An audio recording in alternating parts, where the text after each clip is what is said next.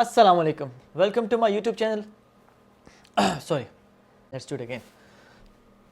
Okay. Assalamualaikum. Welcome to my YouTube channel. I hope आप सब खैरियत से होंगे जी। मेरे पीछे आप देख रहे हैं इस वक्त सुबह का टाइम है। अभी इस वक्त मैं जो घड़ी पर टाइम देख रहा हूँ तकरीबन 6:30 हुए हैं।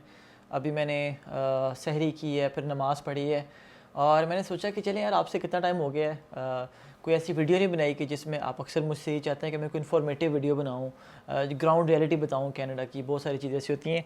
तो वैसे ही मैं बैठा हुआ था, एक दो लोगों ने क्वेश्चन किया तो मैंने कहा चलें इस टॉपिक वीडियो बनाते हैं। टॉपिक है जी, जब आप कनाडा आते हैं, चाहे विजिटर वीज़ा पर हैं, स्टडी वीज़ा पर, वर्क परमिट या इमिग्रेशन के प्रोसेस में अगर आप कनाडा आते हैं तो आपसे कौन कौन से सवाल हो सकते हैं पोर्ट ऑफ एंट्री पे या बॉर्डर पर, या फिर जो इमिग्रेशन की टीम होती है, CBSA बॉर्डर वाले होते हैं, तो वो आपसे किस तरह के क्वेश्चन कर सकते हैं। ये बहुत इंपॉर्टेंट टॉपिक है क्योंकि ये विजिटर वीज़ा वालों का टाइम है। मतलब काफ़ी सारे लोग इस टाइम पे विजिटर वीज़ा या टूरिस्ट वीज़ा पर आते हैं कनाडा, कॉन्फ्रेंस में आते हैं, शादियों पर आते हैं, बर्थडे पार्टीज़ में बड़े लोग आ रहे हैं जी। और इसके अलावा जो है आप घूमने फिरने आते हैं, बहुत सारी चीज़ें ऐसी होती हैं जिसमें लोग यहाँ पर आते ही रहते हैं विजिटर वीज़ा पर। और वर्क परमिट वाले भी काफ़ी आते हैं जी, मिडल ईस्ट से काफ़ी लोग आते हैं यहाँ पर, यूरोप से काफ़ी लोग अब यहाँ पर वर्क परमिट के लिए आ रहे हैं। बल्कि एक अच्छी न्यूज़ मैं आपको बताता हूँ। मैं अक्सर ये कहता हूँ कि पाकिस्तान से वर्क परमिट की रेशियो बहुत कम है। यस कम है, लेकिन अभी पिछले कुछ दिनों में नहीं, कुछ मंथ्स में मैंने ऑब्ज़र्व किया कुछ वर्क परमिट पाकिस्तान से भी अप्रूव हुए हैं, which is really good thing माशाल्लाह। उम्मीद है कि ये सिलसिला आगे भी ऐसे ही बढ़ता रहे और वहाँ से लोग ज़्यादा आएँ। लेकिन ये बताता चलूँ कि जिनके मैंने देखी हैं फ़ाइल्स, उनकी फ़ाइल्स बहुत अच्छी थी, उनके पास रेलेवेंट बहुत अच्छा एक्सपीरियंस था, उनके पास 6 बैंड्स थे, 5.5 से 6 बैंड्स थे और अच्छी उनकी इंग्लिश वगैरह थी। तो इस सिचुएशन में इन टर्म्स की बेसिस पर उनके वर्क परमिट लगे हैं। येस, एक उसमें प्रॉब्लम थी कि टाइम बहुत लगा। पाकिस्तान से वर्क परमिट का टाइम बहुत लगता है। बल्कि मेरे यहाँ पर पाकिस्तान से मुझे लोग देखते भी हैं, उनके यहाँ पर रिलेटिव भी हैं, तो वो लोग मुझे कहते हैं कि हमारे उन रिलेटिव्स के पास जाएं जिनका यहाँ पर बिज़नेस वगैरह, तो उनसे हमें वर्क परमिट निकाल के दें। वैसे हम टॉपिक दूसरे बात करें, लेकिन ये इंपॉर्टेंट टॉपिक है, मैं कहता हूँ इस पर बात कर लूँ। तो इवन जो रिलेटिव भी है ना आपके, वो भी तैयार नहीं होते, कहते हैं कि यार बहुत टाइम लग जाता है, तो इतना टाइम हम वेट नहीं कर सकते। तो बाज़ औक़ात रिलेटिव मान जाते हैं, लेकिन अगर आपको कोई रिलेटिव है कनाडा में जो आप जिसका यहाँ पे बिज़नेस है, उसको मुझसे कनेक्ट कराएं, मैं उनको LMA निकलवा के दूंगा और मैं आपका वर्क परमिट भी अप्लाई करवा के दूंगा। क्योंकि अगर आप किसी के पास बाहर जाएंगे बहुत पैसे लेगा भाई आपसे, पहले तो तैयार नहीं होगा, टाइम बहुत लग जाता है। अच्छा सॉरी, हम अपने टॉपिक पर आते हैं, ठीक है। तो पोर्ट ऑफ एंट्री या बॉर्डर पे या इमिग्रेशन ऑफिसर कौन से आपसे सवाल कर सकता है, डिफरेंट कैटेगरीज़ के हिसाब से हम बताते हैं, अपने एक्सपीरियंस के हिसाब से। मैं शायद गलत भी हो सकता हूँ, लेकिन जो मेरा एक्सपीरियंस है मैं उस हिसाब से बता रहा हूँ। पहले बता दूँ, मैं कोई कंसल्टेंट या मैं कोई लॉयर नहीं हूँ, मैं जो भी आपसे बातें करता हूँ वो अपने एक्सपीरियंस के हिसाब से बात करता हूँ, ठीक है। तो अगर विजिटर वीज़ा पर आप कनाडा आते हैं ना, जो आपसे विजिटर वीज़ा में जो भी आपने लिखा है किसी भी बारे में आपसे सवाल हो सकता है। मतलब आप मैरिड हैं, सिंगल हैं, आपके बच्चे वहाँ पर कितने हैं, आपकी फैमिली टाइज के बारे में पूछ सकते हैं, आप कनाडा क्यों आए हैं, कनाडा कहाँ पर जाएंगे, किसी ने ना आपको इनवाइट किया है, ओके किसने किया इनवाइट, उनका क्या यहाँ पर काम है, वो कौन है, क्यों इनवाइट किया है, किसी की बर्थडे पार्टी में जा रहे हैं या किसी की शादी में जा रहे हैं या किसी कॉन्फ्रेंस में जा रहे हैं, किसी वर्कशॉप में जा रहे हैं, कोई एक्सपो में जा रहे हैं, जो भी है उसका आपको प्रूफ बताना पड़ेगा। द इशू इज़ कि बहुत सारे लोग इंडिया से या दुबई वगैरह से या पाकिस्तान से भी लोग जो कंसल्टेंट हैं वो फेक डॉक्यूमेंट्स बना के ऐसी इन्विटेशंस यहाँ से निकलवा के समहाउ आपका वीज़ा लगा लेते हैं और आपको नहीं पता होता कि यार किसका इन्विटेशन लगा था। तो इट्स वेरी इंपॉर्टेंट कि यू शुड नो कि आपको जिसने इन्वाइट किया वो बंदा कौन है, उसका क्या यहाँ पर बिज़नेस या काम है, उसका नाम क्या, एड्रेस क्या, ये सारी चीज़ें आपको बतानी चाहिए, ठीक है जी। और उसके अलावा बहुत सारे ये लोग ये भी करते हैं ना, जैसे कुछ केसेस ऐसे हुए हैं कि कंसल्टेंट बाज़ औक़ात उनका वहाँ पर लिख देते हैं कि ही सिंगल, हालांकि वो मैरिड होते हैं, या ही इज़ मैरिड, या फिर हालांकि वो सिंगल होते हैं। तो आई डोंट नो, वीज़ा लगाने के चक्कर में जो भी है, तो जब यहाँ पर आते हैं तो फिर कल को आपके लिए PR के लिए बड़ा मसला हो सकता है कि आप यहाँ पर तो आपने लैंड कर दिया, क्या पता आपको वर्क परमिट मिल गया। खैर कनाडा में आप लैंड करते हैं, 2 चांसेस आपके बन जाते हैं, वर्क परमिट या फिर असाइलम वाले लोग ले लेते हैं। आजकल वापस मैंने नहीं जाता देखा, सब लोग यहाँ पर टिकने के लिए आते हैं, अच्छी बात है। आप में सॉरी अगर मेरा वर्ड आपको बुरा लगा, टिकने वाला शायद मेरे पास कोई वर्ड नहीं था, यहाँ पर रुकने के लिए लोग आते हैं यहाँ पर, तो दैट इज़ फाइन, आपको अच्छा लगता है यहाँ पर तो आप रह सकते हैं। तो क्या होता है कि कल को जब आप PR के लिए अप्लाई करते हैं ना, तो आपकी भी प्रॉपर स्क्रूटनी होती है, आपकी एक एक चीज़ देखी जाती है, देखते हैं आपकी फैमिली और सारी चीज़ें। तो ऐसा ना हो कि अगर आपकी शादी हुई है तो फिर आप पीछे से वहाँ से फैमिली को ना बुला सकते हो, आपने यहाँ पर बॉर्डर पे ये शो किया था कि मैं शादीशुदा नहीं हूँ या आपके वीज़ा पे ये लिखा हुआ था। तो ये सारी की सारी चीज़ें आपको पता होनी चाहिए। और बहुत सारी और भी चीज़ें हैं, लेकिन ये जो बेसिक चीज़ें ना, मेक श्योर कीजिएगा कि आपको एक एक चीज़ पता हो आपके केस के हिसाब से, ठीक है, मैं अगेन थोड़ा सा इसको दोबारा सम अप करता हूँ कि आप कनाडा में जहाँ पे लैंड करें, कहाँ पे जा रहे हैं, कॉन्फ्रेंस है अगर आपकी तो कहाँ पे है, क्यों है, कौन करवा रहा है, कौन आपको इनवाइट कर रहा है, कहाँ पे आप लैंड करें, बहुत सारे आपसे सवाल हो सकते हैं। तो मेक श्योर कीजिएगा कि ये सारे सवाल आपको इनके जवाब आपके पास हों।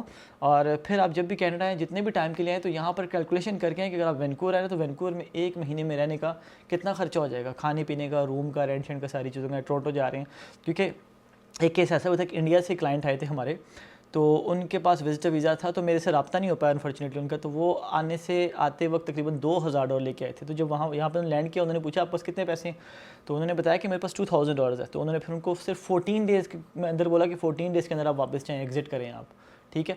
वीज़ा उनका लॉन्ग टर्म का लगा तो वापस आ सकते हैं, लेकिन सिर्फ 14 डेज़ का टाइम दिया। तो 14 डेज़ में ना वर्क परमिट होता है भाई, ना असाइलम होता है, ना कुछ और होता है।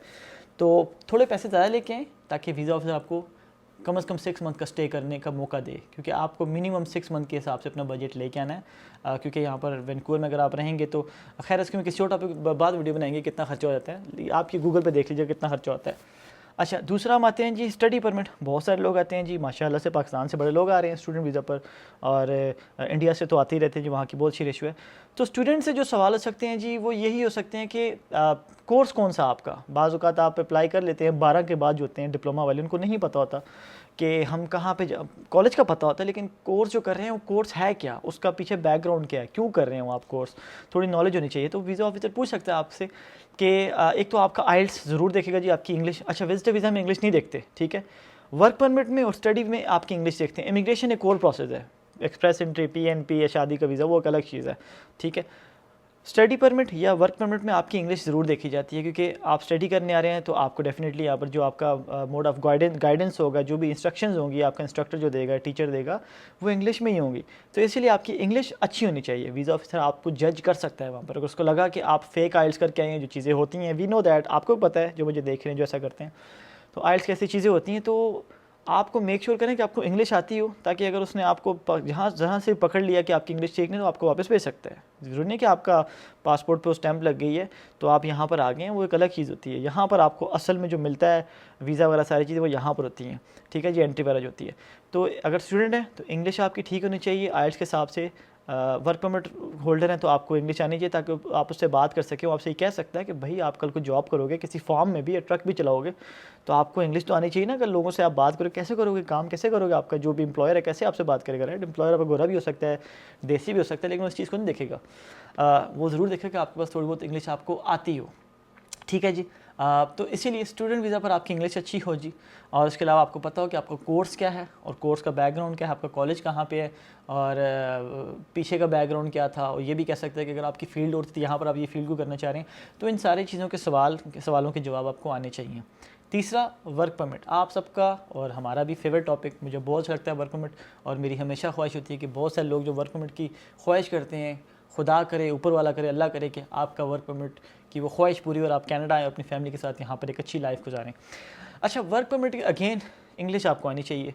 वीज़ा ऑफिसर आपसे पूछ सकता है कि लेट्स सपोज़ आप फार्म वर्कर के वीज़ा पर आए हैं या फिर आप कंस्ट्रक्शन पे आए हैं, तो देखें आपको भी पता है, उनको पता होता है। देखें, ये नहीं होता कि उनको नहीं पता, उनको सारी चीज़ें पता होती है, लेकिन वो लेट गो करते हैं। बड़े जो यहाँ के जो वीज़ा ऑफिसर हैं या फिर बॉर्डर वाले हैं, बड़े लीनियंट हैं, ख़ासतौर पे वैंकूवर के। यहाँ पर बहुत सारे लोग जो टोरंटो में भी जॉब लेते हैं ना, वो वर्क परमिट कन्वर्ट करने वैंकूवर आते हैं, क्योंकि यहाँ पर बहुत लीनियंट हैं लोग, कर देते हैं, बड़े नरम से होते हैं। तो मैं टॉपिक भूल गया, क्या बात कर रहा था मैं, वर्क परमिट की, हाँ जी बात कर रहा था। तो वर्क परमिट पे बाज़ का पता है कि वहाँ पर आप फेक एक्सपीरियंस बनाकर, यहाँ पर किसी कंसल्टेंट को पैसे देकर आप एक वर्क परमिट खरीद लेते हैं। आप अकाउंटेंट होते हैं लेकिन आप उसको हाइड करके कंस्ट्रक्शन की जॉब खरीद लेते हैं। आप किसी स्कूल में टीचर होते हैं लेकिन आप कोई प्लम्बर की जॉब खरीदते हैं, यहाँ पर कोई वेल्डर की जॉब खरीद लेते हैं, किसी इलेक्ट्रिशियन की या कोई भी। तो वो आपसे पूछ सकता है कि क्या आपका इस फील्ड में रिलेटिव कोई एक्सपीरियंस था, कोई रेलिवेंट आपका एक्सपीरियंस है। और लेट्स सपोज़ आप कंस्ट्रक्शन मैनेजर हैं या फिर आप प्लम्बर हैं, तो आपको उसके रिलेटिव पता होना चाहिए, उसकी वो क्या है, उसकी चीज़ें यहाँ पर सारे मे बी टूल्स पूछ सकते हैं, कुछ भी पूछ सकता है यार, वो वीज़ा ऑफिसर का राइट है, पूछ सकता है आपसे।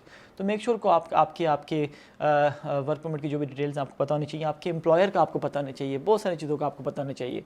तो कुछ भी पूछ सकता है जी वीज़ा ऑफिसर। फिर आपका इमिग्रेशन आ जाता है जी, एक्सप्रेस एंट्री, PNP, शादी का वीज़ा, तो वो एक नॉर्मल चीज़ होती है, वो इतना उस पर इतना ज़्यादा डिटेल नहीं होती, वो बाकी चीज़ें देखते हैं उसमें। मैं भी जब आया था तो मेरा एक बड़ा इमिग्रेशन था, मेरा तो बड़ा एक सिंपल से मेरे से क्वेश्चन हुए, तो that is totally different.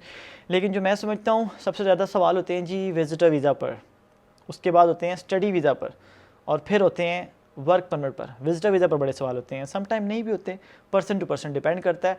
But देखें, ये एक प्रोसेस होता है ना, हर कंट्री चाहती है कि आप उनके घर आएँ। जैसे आप मेरे घर आते हैं तो मैं दरवाजे से मैं पूछूंगा आपसे, दरवाजे से, कि आप कौन हैं, क्यों आ रहे हैं, सारी चीज़ें आपसे पूछेंगे, तो उनका राइट है, तो आप उनको जवाब दें। वो इतने बुरे नहीं होते, आपको खाएंगे नहीं, आप उनको सेटिस्फाई करें, they will let you in. आएँ जी, इंजॉय करें, कनाडा में अच्छा वेदर, आजकल समर आने वाला है, तो बिल्कुल जी ये सारे सवाल होते हैं। तो आई थिंक दैट्स इट। ये कुछ चीज़ें थी जो मैं आपके साथ, मुझे लगा था कि इंपॉर्टेंट है। मुझे किसी ने पूछा, किसी ने मुझसे अभी अपॉइंटमेंट ली, मुझसे बात की, क्योंकि यहाँ पर आ रहे थे विजिट वीज़ा पर, तो मैंने कहा हाँ, ये आपने अच्छा टॉपिक मेरे माइंड में याद दिलाया, तो मैं इसके ऊपर वीडियो बनाता हूँ। तो आई रियली होप कि मेरे ये जो वीडियो है, ये जो सारी बातें हैं, इससे आपको फ़ायदा होगा। कल को जो लोग, बहुत सारे मेरे से बहुत सारे लोग राब्ते में हैं, विजिटर वीज़ा पर आ रहे हैं, I am helping to lot of people, जो मुझसे वर्क परमिट जो है इंशाल्लाह यहाँ पर आएंगे तो लेंगे इंशाल्लाह। मैं कोशिश करूँगा कि उनको एक वर्क परमिट मिल जाए। मुझसे असाइलम बहुत सारे लोग करवा रहे हैं मुझसे, मेरी कंपनी से। तो इंशाल्लाह जो भी आता है वेलकम जी, यहाँ पर आएँ, स्टूडेंट वीज़ा पर आते हैं, वर्क परमिट पे आते हैं, किसी भी उस पर, तो if you need my help let me know. मेरे कॉन्टैक्ट्स यहाँ पर होंगे, आप मेरी मैनेजर से सेशन बुक कर सकते हैं, तो इंशाल्लाह हम जो है बात कर सकते हैं। तो या दैट्स इट, यही था आज का मेरा टॉपिक। और कोशिश करता रहता हूँ जी कि जितने भी इंपॉर्टेंट चीज़ें हों, जो आपको हेल्पफुल हों, जो आपको काम आए, तो उनको पर मैं बात करता रहता हूँ। तो आगे भी इंशाल्लाह इस तरह का सिलसिला रहेगा। आप कमेंट करके बताया करें कि आपको किस टॉपिक पर वीडियोस चाहिए। और मेरा इंस्टाग्राम नहीं फॉलो कर रहे आप, ये बड़ी ज़्यादती की बात है। मैं इतनी मेहनत करता हूँ, सुबह का टाइम है, देखो यार इतना अच्छा वेदर है, मैं दिल कर रहा है कि मैं बाहर जाऊँ, कोई एक्सरसाइज वगैरह करूँ, लेकिन आपके लिए वीडियो बना रहा हूँ कि मुझे लगा कि टॉपिक इंपॉर्टेंट है। तो इंस्टाग्राम पे फॉलो करें, आसिम सर्वर प्रोडक्शन के नाम से मेरा इंस्टाग्राम है। मेरा टिकटॉक भी आजकल मैंने वो बनाया, तो आसिम सर्वर प्रोडक्शन के नाम से मेरा टिकटॉक भी है। YouTube Asim server production. YouTube पे सब्सक्राइब आपने किया हुआ है, आई डोंट नो, लेकिन बेल आइकन आपने नहीं क्लिक किया। बेल आइकन क्लिक करें ताकि आपको जो भी मेरी नेक्स्ट वीडियोज़ आए वो आप तक ज़रूर पहुँचे। फिर उसके बाद मेरा फेसबुक है, Asim server production, Asim server vlogs, Asim server लिखेंगे तो आपको नज़र आ जाएगा मेरा फेसबुक प्रोफाइल, सारी चीज़ें। तो वहाँ पर भी आप जाके फॉलो करें, कनेक्ट रहें यार। मैं बहुत सारे कंटेंट्स डाल रहा हूँ आजकल। रमज़ान का महीना, मैं छुट्टियों पर हूँ, मैं काम नहीं कर रहा रमज़ान में।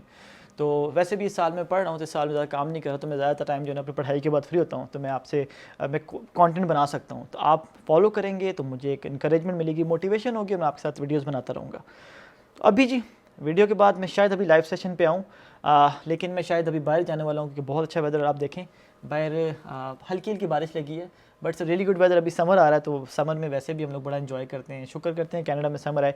वैंकूवर का वेदर बहुत अच्छा रहता है। आप लोग कहते हैं ना कि वैंकूवर बहुत महंगा है, तो यही रीज़न है कि वैंकूवर का वेदर अच्छा रहता है, और यहाँ पर लोग ज़्यादातर आना चाहते हैं। अफोर्डेबिलिटी जिसकी हो वो यहाँ पर रह सकता है, लेकिन बहुत महंगा हो गया जी। मैं आपको पर्सनली बताऊँ, मैं आपको पर्सनली ये बताना चाहता हूँ कि जो मेरा अपना घर का खर्चा है ना, तकरीबन $4,000 to 5,000 का खर्चा मेरा है पर मंथ का। तो डिपेंड करता है आप किस तरह से रहते हैं। मेरी बहुत सारी चीज़ें चल रही होती हैं, तो $4,000 to 5,000 का खर्चा एवरेज वैसे वैंकूवर में हो जाता है आजकल। तो अगर आप आना चाहते हैं तो मोस्ट वेलकम वैंकूवर में। अगर आप चाहते हैं कम खर्चा हो, कम रेंट हो, तो चले जाएँ न्यू फाउंडलैंड, कैलगरी चले जाएँ, आप अल्बर्टा वगैरह चले जाएँ, विनिपेग चले जाएँ, मैनिटोबा, न्यू फाउंडलैंड, प्रिंस एडवर्ड, वो सारी जगह पे चले जाएँ। तो वहाँ पर आपको सस्ते में आप रह सकते हैं। ओके, दैट्स इट जी। आई होप ये वीडियो आपके लिए हेल्पफुल होगी, और आगे भी इस तरह कॉन्टेंट्स आते रहेंगे। बस सपोर्ट करते रहें। आपसे मिलेंगे अपनी अगली वीडियो में। अपनी फैमिली का बहुत ख्याल रखिएगा। और जो लोग रमज़ान गुजार रहे हैं, मेरी तरफ से अगेन हमेशा मैं कहता हूँ रमज़ान मुबारक। दुआ में ज़रूर याद रखिएगा। आपसे मिलते हैं अपनी अगली वीडियो में। अस्सलाम वालेकुम।